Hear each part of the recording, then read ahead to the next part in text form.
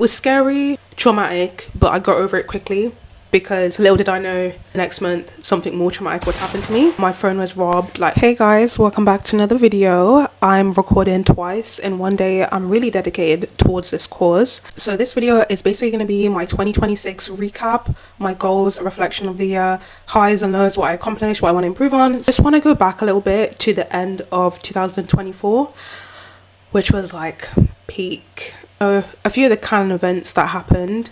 My phone was robbed. Like, my bag was actually snatched, but they only managed to get my phone, £50, my card, which I just blocked and cancelled. This was in London. It was scary, traumatic, but I got over it quickly because little did I know the next month something more traumatic would happen to me. Around the New Year's time, I wanted to have a house party, and I invited a lot of people that let me down, disappointed. I don't look at it as if they're bad people or anything. I think it was just like bad timing. Everyone's genuinely got a lot going on. Just wanted to document this for insurance reasons. Your call has been forwarded to voicemail. Cool. Next person.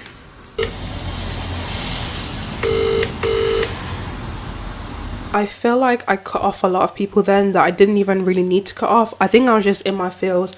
I was emotional. And I appreciate the people that did try to put me in check to be like, well, hang on, didn't I invite you to this in the summer of, and you didn't turn up and I didn't say anything about it, so how come, why is it the one time I've not showed up, why are you wilding out? It just felt like rejection of like many people because I was actually waiting so long for people to turn up. And in the end, like, there was a party, there was people, but I just had the disappointment of those that didn't come. But, you know, that it is what it is, and it's molded me to be who I am. And I don't want to sound like someone who's like, oh yeah, my friends didn't turn up to a party, like, but I went on a serious rebrand and like I did oral farming to the max, and it's gonna lead into 2025. That flop of a party was gonna be the least of my worries because I actually ended up getting burgled January 2025. Like, in case you don't believe me, that's the police leaving my house right now. This is me packing up my shit because I had a break-in. They took my TV that was there. Look how naked that looks. My laptop. So yeah.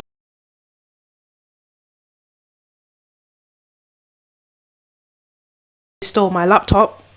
Don't get any ideas. This, my TV, and the worst part is I was there. I was like asleep, half asleep, sort of hearing what was going on. When I went to confront, I thought handyman had let themselves into my apartment. It was well scary. I was like, who the F is in my house right now? And yeah, nothing came of it. They weren't caught. And I think that is a story for another day. Like, I genuinely say that so much. I'm like, oh, we'll go into it another time. But I think if I'm doing story ties, I want to go into like the specifics. So I was meant to be moving out soon because the rent was just like, it was a lot, to be honest. It was a lot to handle as a single person. But obviously what solidified me moving was like a no-brainer, was getting burgled, you know, rough hash. That's what happened. And I remember like I was arguing with my sister a lot those times. My mom was in hospital and it was stressful. Mom's in hospital. I'm not doing good with my siblings. I don't want to move back into my mom's house, but I had to do what had to be done. So I moved back in. And as an adult, that feels like a major step back. Like, going from having your own space, paying your own bills, your own rent, you know, the freedom, to then being at your mama's place, on the mattress on the floor. It, you know, it stung. It was deep. I was in the trenches. Like, I think that's probably one of the worst my mental health has ever been. Sugar warning. But I was like in a severe depression. I was feeling suicidal. I literally didn't want to be here. I think the only thing that kept me going, shout out to my cousin, she was like, girl, don't make a permanent decision based off of temporary feelings. And she would just call me on a daily just to make sure I was good. And we would talk about going to Miami and stuff. And there was also a flop trip to Miami. I didn't have the finances. I'd booked it before all of this had happened. And between having to replace what I'd lost, being in between jobs, and obviously everything, I didn't get my money back. Like, I probably spent maybe $500 on a ticket, and I realized I could not afford the accommodation in Miami to be doing Miami activities. So I didn't end up going. So that sucked, but I knew that sacrifices had to be made. There had to be priorities. So yeah, moving in back in my mum was like hella, it was mind games. because I'm someone, I thrive off productivity, even if it gets toxic, even if I burn out. But I'd rather be on that side of things than like unemployed, bedrotting, doom scrolling. Like that just works a number on my mental health. It was really bad. I started trying to climb out of that rut, and I began networking online. I applied for Fiverr to be an English teacher because I have a qualification, started teaching English online. I applied to some different agencies and did my interviews for them and whatnot. I didn't end up going for that in the end. I don't feel like it's my true calling, my true passion, but I'm glad I have it under my belt. It's definitely valuable, and I think it will help me in the future, as obviously a big goal of mine is to become a digital nomad, hence why I'm trying to get into the content create space. I want travel freedom. I want location freedom. I'm someone, I depend very environmentally, like my mood. I need sun, I need to be in warmth to be like optimally functioning. I ended up meeting an older lady who became my friend slash mentor, and I appreciate this woman to this day. She probably knows who she is, like big up Miss T. She did her damn thing. She is an older Nigerian lady, and she works in tech, very intelligent, very like computer wizard. You know them people that are just so good with tech and you're like, how the heck? She was one of those people, and she put me on, and this is why networking is so important, because it can literally change the trajectory of your life. Because I went from sleeping on my mom's floor on a mattress to then, you know, spoofing up my CV. She was like, send me your CV, we're gonna spoof it up.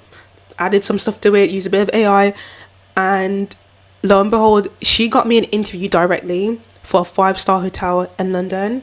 Now this era of my life was peak, because when I had that interview, I was like instantly like, okay, I'm gonna go to London, I'm gonna make money. But obviously I was still like really unsure. I remember getting dressed, suited and booted, taking a big ass suitcase down to London and did my interview, and it all went well. I think they really needed staff. Like they act like, oh, so what's your experience like, and da-da-da. But they know that they're gonna hire you. It was like one of those interviews. It was super swift, and I was hired on the spot. So the next day I literally moved to London. I went back up to Birmingham that day, told my family the good news, and literally packed, and I was living out a suitcase from that point. So this was around March.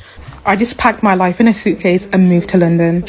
48 hours ago, I got accepted for a new job that I wasn't expecting. Now I'm living out of an Airbnb, figuring it out as I go along. So I went from London to Birmingham by coach, packed up my bags, and went back from Birmingham back to London. I was so stressed out, I literally felt sick to my stomach. I just booked a small studio until the end of the month. I wanted to be flexible, I didn't know where I wanted to settle down permanently, and I didn't want to get myself trapped into any lease before checking it out. Here's my heavy ass suitcase. I was pleased with the place. Obviously it's very, very basic, but I'm just grateful that I have a roof over my head, and we all gotta start from somewhere, right? The next day was my first induction day, and I loved it. I woke up so early. Here's a little get ready with me. I got ready, good vibes on me, and I shortly made my way to the tube station. I caught the tube. The commute is, I planned it strategically, so it's only half an hour and not far. I made sure to get there at least 15 minutes early to make a good impression. I even had so much time that I stopped at Pret a Manger for breakfast. I can't believe that you almost let the fear hold me back and I wouldn't have made this move, but honestly, so far I am loving London. I just have to make sure that when I'm out and about, I'm gripping my phone with super saiyan strength. My induction day was right in the center. I mean, I'm going to be working in the center, which I really, really love. Had a quick Pret a Manger breakfast, which was blueberry and spirulina for energy. The induction day, they provided us with unlimited refreshments. We had a buffet for lunch. That was my favorite part. I was waiting for this all day. It was bussing. Here's me in the bathroom after having some lunch. And then I finished around 2 p.m. and then it was time to check the uniform. We got our uniform tailored to our size, and it gets washed and dry cleaned every single day, and we get a new uniform every day. I've been having shoulder pain for like the past week, so I also treated myself to a nice Thai massage at the end of my induction, and then I went home. So when I got burgled was January. When I moved back into my mom's, this was all like late Jan. Then February, March was like just hella depressive episode.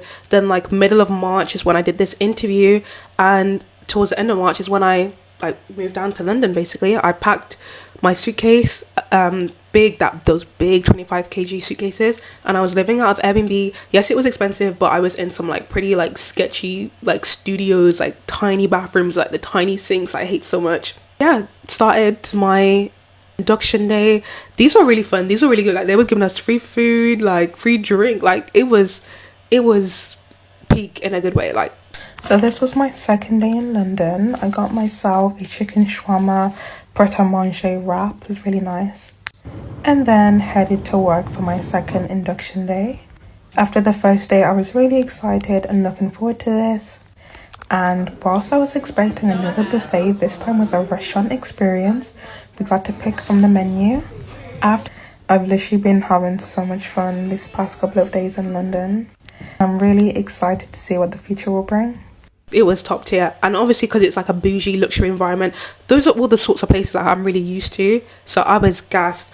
Oh, let's rewind actually. So back in that February March period before I had moved to London, I was doing like agency cleaning jobs. I was trekking all the way from West Brom to Kidderminster every day just for a few hours of cleaning, just to have a bit of money in my pocket. Now luckily, like, I'm so blessed, I'm so lucky. Moving in, my mum was never like, oh yeah, you need to give me something and da da da da. Like, I didn't even have it at the time. It probably would have like ruined me. So not having that stress, I'm obviously like super grateful for. But I knew, like, I know that moving back is not an option. As much as I love my mom and she says you always have a home, you always have a place to come back, like, not that I'm saying I'd rather be on the streets or anything like that extreme, you know, but it's just not an option. It's not an option, Miss Girl. Like, at least I know that now. So when I get close to eating my rent money, I'm like, hey, relax yourself. Remember the position you was in before. The hotel, that can be a story time for itself. I mean, I got involved, not even like work drama, but I had a couple of work romances that were like scandalous and controversial, and a lot of rumors, and like people just snidey in like hotel industry, like hospitality. Like, people love for gossip, people love for chat, people just love to, you know, talk to you just to know what you got going on. They want to know, what were you doing before, how did you end up here, why is someone from Birmingham working here? And yeah, I feel like the hotel's a story for another day, because there was a lot of stuff, you know, that I could go into. But the main points you need to know was that, like, I was expecting London to be very cutthroat, and it was, but not in the way that you expect. I feel like everyone is actually really nice. From Birmingham, I felt like I brought a very only speak when spoken to mentality. Like, I did not want to chat to you if you was not trying to chat to me. But here, people in London are quick to be like, where are you from? Oh, I hear an accent. Are you from Birmingham, from West Midlands? Like, you know, people were chopping it up. I would say the only like downfalls was mainly like the older Eastern European women in housekeeping. They were just always moody and just like, you know, we got a problem, you know what I mean? I had to check a couple of them and be like, you know, don't talk to me like I'm some dog. And, you know, a little bit of issues with management. It was actually kind of a big thing, but I want to move on. I finished my probation with the hotel. I was with them for about 3 months, and I was starting to feel a bit unhappy, very drained, because I was working 45-hour weeks, 1 minute, you know, finishing at almost 2 a.m. Other times waking up, you know, 4:30 a.m. so that I could get to my 6 a.m. shift. Like, it was carnage. And big up to people that can do like warehouse jobs or like agency shifts, like 24 hours round the clock. But my body physically starts to shut down, and then after that then goes the mind, you know, that it goes hand in hand. I could not hack it. I was like, I don't know how people do this. Big ups to them, but it can't be me. Like, I can't be broke, but I also cannot slave in that way. Like, I'm not built for it. And people that are, salute to you. You are built different. Like, I give you my highest respect. But that wasn't for me. And I felt very in my masculine. That job put me in my masculine, carrying heavy trays. People see me carry heavy stuff. Like, it's embarrassing. Like, do you know what I mean? Like, what's a body like me with a beat face and snatch body carrying big ass trays and filling up ice? Like, nah. So I was like, okay, let me look at my other options. So I remember I wanted to apply to be a nanny before. So I switched from my location from Birmingham to London, and I started getting inquiries basically as soon as I signed up. Like, I did the process. It was kind of long, you know, having to submit your IDs, your experience, and your background checks and all of those stuffs. I did it, and I ended up landing like the best job with such a great family, a Russian family, and they were rich. Like, they were even wealthy. Like, I know my cousins joked and called them like Russian oligarchs, and I didn't even know what that meant at the time, but yeah, Probably like they're like bit, yeah, millionaires for sure. And I was looking after their little girl, and I enjoyed it to a point. I think in the grand scheme of things, like it was too triggering for me, like mentally. The 90-minute commute was one thing; it was starting to wear on me after a bit. But the other thing was like just seeing how soft and gentle this child is being brought up with love, attention, affection, basically what she wants when she wants when in the show, and versus how I grew up. Like it was too stressful for me because the things I would see her do sometimes or like say in a certain way, and I'm like, I would have got beat for this. Like, do you know what I mean? Meanwhile, like your parents are just chill. Do you know what I mean? It was too triggering for me. But then, oh my gosh, kind of event I just remembered in the midst of it. I ended up leaving to take care of my mom, my family. As I mentioned earlier, my mom was in hospital in the middle of the year, but she was really like going through something. You know, she's still going through it, and you know, I had to take time off to go to Birmingham and visit and make sure things was okay. There was like a really bad like scare in the family, and it was very traumatic. Even to this day, like I think I blocked it out because it was like deeply traumatic. Like I thought I was gonna lose my mom, and it really messed me up mentally.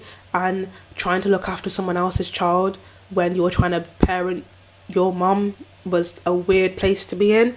And looking back, when this family gave me a recommendation for when I next applied, when I was feeling better and I was like, you know, I need to pay bills, so I can't be like depressed and always looking after my family, I need to take care of me too. They had said, oh, she was great, but I don't know if she was that serious because, you know, I don't know if she's like that long term, like just be aware. Seemed like she wasn't in there for the long run. And when I start something, I'm genuinely in it for, you know, for commitment. But the pressure of being a nanny and being expected to fulfill like years and years, like as soon as I don't like something, I'm gone, baby, I'm out the door. And I was having issues with their cleaner. Yes, their cleaner. He was just like so rude, but just also like there was just friction with me and the child. I feel like I felt like it's like children love you, yes, but I feel like there wasn't that warmth that I feel like I need from a child, you know, that they would have naturally before I even do anything. Because I naturally want to spoil a child, take them out, have fun with them, but if they're resisting all of that, it's just kind of hard. And I don't put that on the child. She's young, she just wants to be with her parents. Maybe it's the way I handled it, but that's a little bit of backstory.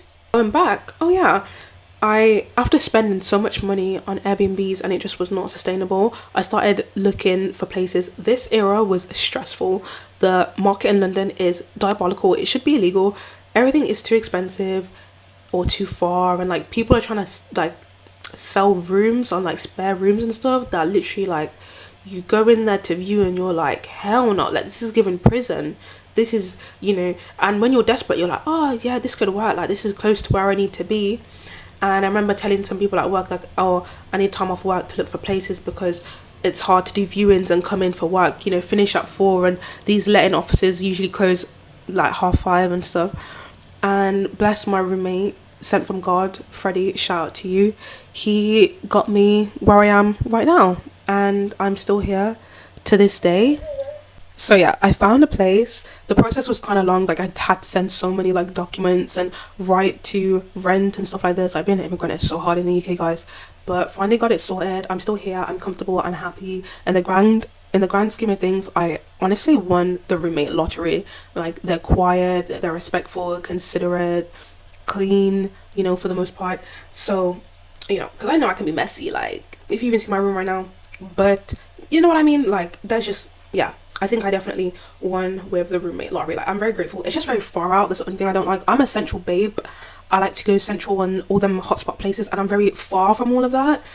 But I'm grateful nonetheless that I found somewhere, and I'm obviously saving a shit ton more. I stopped working with that other Russian family. Like I said, things were just getting a little bit too heated, a little bit too hot, and they were work from home parents as well, and it was really difficult. Again, all of these separate points, I could go into them deeply. I'm even going over time for what I wanted to. And after a bit, I started doing some ad hoc childcare. So I joined some agencies and I just did a little here and there, pickups, drop offs, whatever. And you know, getting a decent book for like quick work, I can't lie, it was all right. You know, you go to nice houses, meet nice parents, loving families, and you just in their world for a day or two. And I was doing interviews like with people. I say interviews, but more like a phone call. Obviously they were all misses. I did maybe like 10 calls in that week, and this was around September, mind you. And I finally got another family. But let's go back, because I just remembered I skipped all the way to September. Oh, and I went to the Royal Ascot as well, like just putting that in there. Shout out Salma, shout out you. She invited me to the Royal Ascot. That was a nice experience. We didn't even bet, we just went for the vibes and pictures. Like, let's be so real, that was good. That was a good experience. I would do that again. And then summertime I was working as a nanny, and then I had a trip to Houston. You guys are gonna think I'm so crazy, I really am, but making friends and then like when they invite you to their place, it's like collecting infinity stones. Because what do you mean I met you in London and now I'm gonna go see you in Houston and stay at your place? Like, it was nuts. Houston, I got my travel vlog, I got my travel video on YouTube. You know, it's probably not that good, but it's there if you want to know what I got up to. That was nice, and I was so glad to be out of the UK. At that point, I hadn't been out of the UK for like 10 months or longer, maybe even a year. Like, it was dire. I was suffocating here. Then the thing with my mom was happening, and then start working with the Russian family.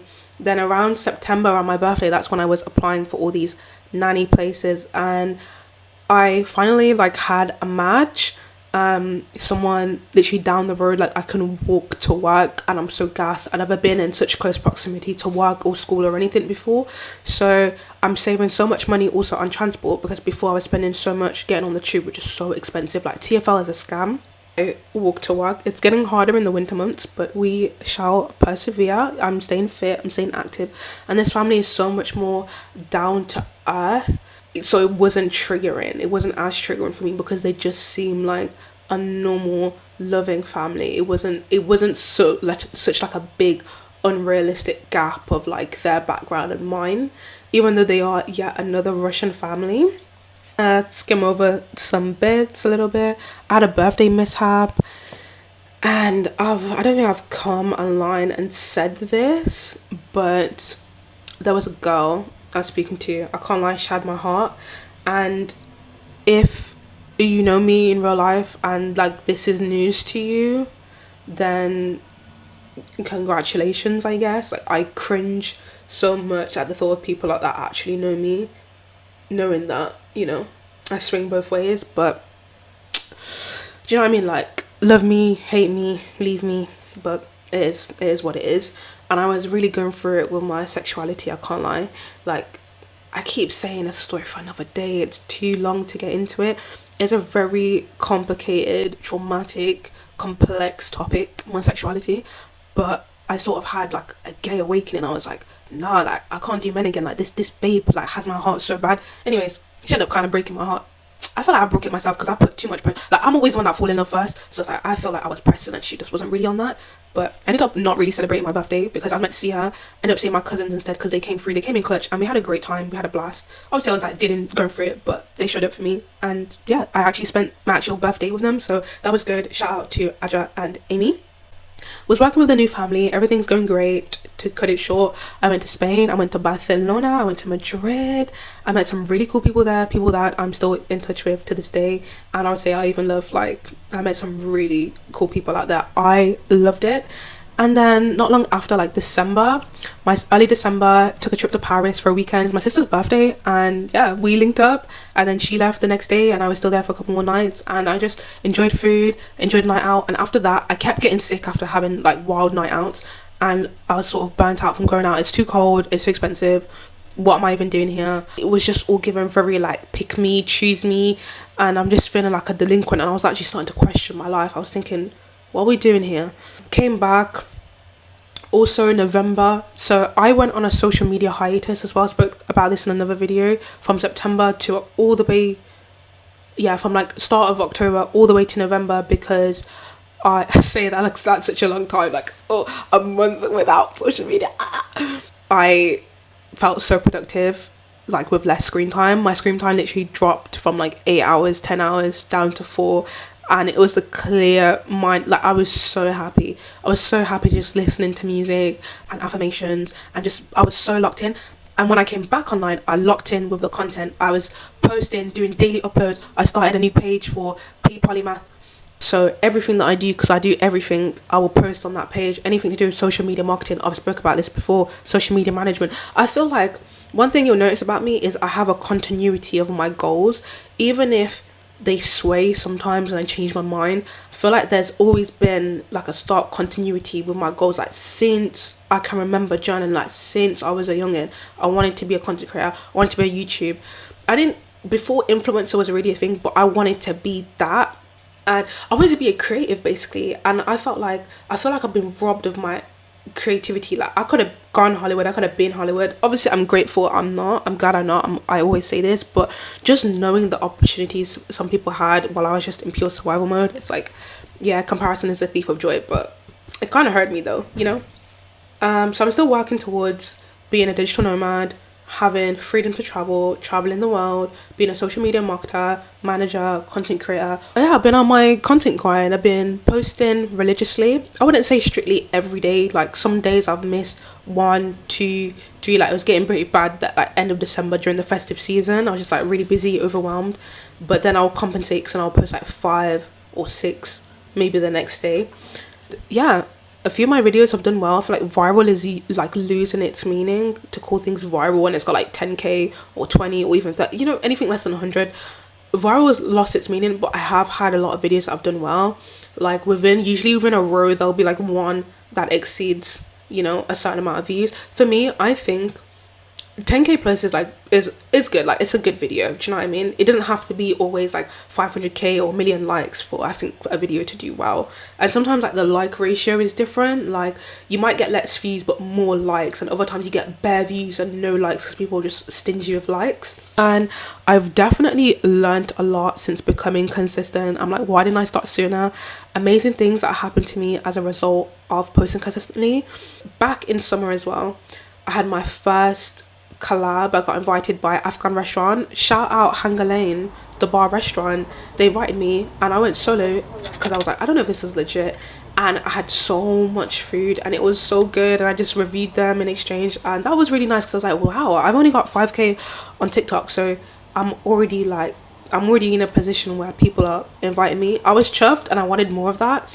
And again, last month I was contacted by a marketing agency, and it was like, we've got a load of restaurants that we want you to try, and you'll be eating for free, just make content, post reviews and stuff. And I've still got so many of them to try. I've tried maybe 3 or 4, but I just don't want to travel to Central so much right now. That's winter. But when I have the time and energy, I'll be there.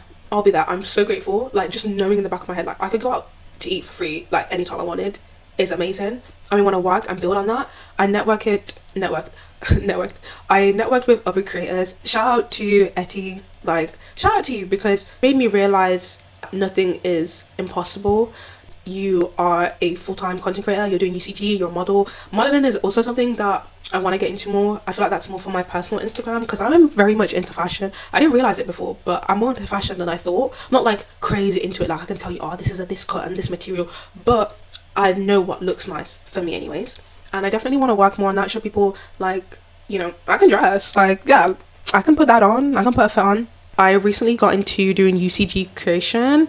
I've already made some money off of it. I do feel like you do need a lot of time and energy to make a high enough quality video. And, you know, it's like you get 3 times the return. So at one point I was like obsessing over making a UGC portfolio, and it's just kind of coming naturally. I feel like UGC is kind of taking a back pedal because obviously I'm doing so many projects right now. And I've still got errands to run. Like, I need to update my address so that I get my mail to my house as opposed to my mom's. I need to register as self-employed tax because I'm a nanny, so I'm responsible for all that stuff. And it's just complicated for no reason, so I have to call them tomorrow and make sure everything's in check before HMRC come for me, because I'm a law-abiding citizen. Now for my goals, let's see if I wrote anything else down. Okay, so for my 2026 goals, I want to hit 1k on YouTube. I want to start monetizing. I don't want my subscribers or followers to get the fact that I'm just in it for the money. but I'm just in it for the money. No, I'm joking. I'm playing. I love the game, the passion, the craft, the arts. But seriously though, everyone that helps me get rich, y'all are all coming with me. Grow on UGC. I don't have a set mind that I want to make.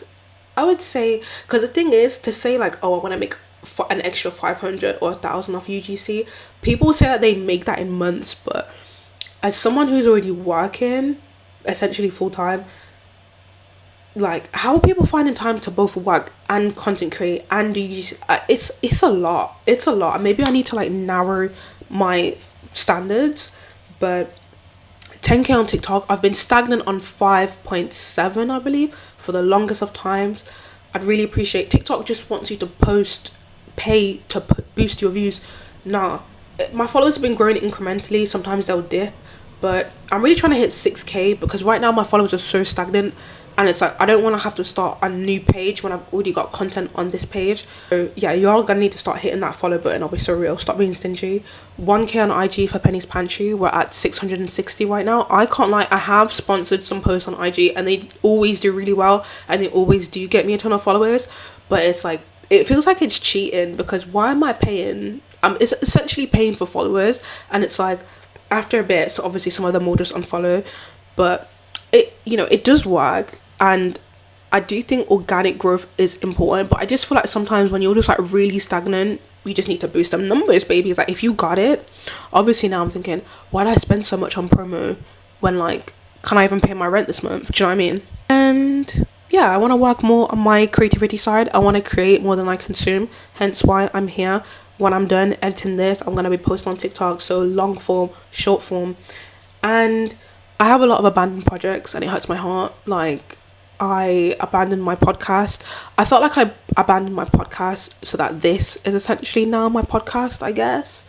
I had an ambitious goal of taking one trip a month. I don't know if that's feasible now, especially in the current financial climate, but I'm dedicated to travel as much as possible. I do want to go Portugal and I do want to go Austria, and if you're wondering why Austria, because I want to continue my food series, my trying every country's cuisine alphabetically. It was originally meant to just be in London, but I think it will be like a nice little plot twist to actually go to the country and try their authentic cuisine. I feel like that would be so sick. My street interviews, my food interviews, I'm glad I got the ball rolling for that. It's definitely nerve-wracking and I definitely don't see myself doing it every day. Maybe I want to grow my page a little bit more. I feel like once I have 10k followers, I feel like it'll be easier for me to like go to people and be like, oh, we've got 10k on TikTok. You know what I mean? Like, you've got a substantial like base. And continue with my trends, do some more food reviews and fusion dishes. And I've been really good at engagement farming, like if you want to call it rage bait, engagement bait, but I've been pretty good at that, to be honest. It's quite funny seeing how many people will just fall into your web.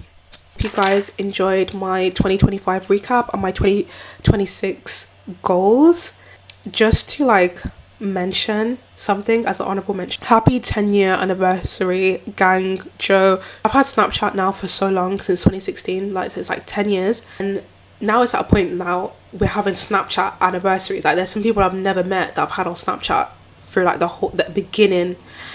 I don't know why he would just always like say gang to my story, I don't know. And I saved it one time and I'd ask him questions as well and he'd be like, gang. So I'd be like, that's all you've said since 2016 is gang. And it just became like a running joke.